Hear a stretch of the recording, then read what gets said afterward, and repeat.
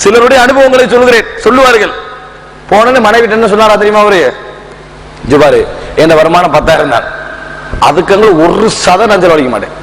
இது பேசுற பேச்சா முதலாம் நாள்ல, அதுக்கு ஒரு சதம் செலவழிக்க மாட்டேன். தேவையா உம்மா அப்படி பேச்சு கேட்டு அவ்வளவுதான். இவன் பாக்குற வந்தோடனே பெரிய கஞ்சனத்தை முடிச்சுக்கிறேன்னு சொல்லி.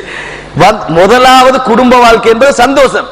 இவனுக்கு ஊட்டப்பட்ட பயம் இருக்குதானே, இவன் பயத்திலே முதலாம் 2 பேத்து பேசுற பேச்சு இதுதான். எது 10,000 தான் எனக்கு, அதுக்கு ஒரு சதம் நான் செலவழிக்க மாட்டேன்.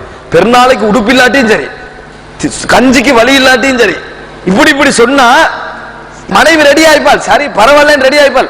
இந்த நேரத்தில் அதையா பேசணும்? ஆனா நான் சில விஷயங்கள் கேள்விப்பட்டிருக்கிறேன். சில பெண்கள் கணவன்மாருக்கு சொல்லி இருக்கிறார்கள், என்ன தெரியுமா?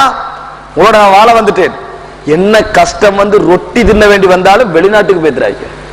இது சரி, என்ன வந்தாலும் வெளிநாட்டுக்கு போற நீ எச்சிரவானான்.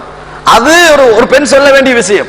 இவர் ரொட்டிக்கு பயந்து இப்படி சொல்றதுதான் ஆக மோசமானது.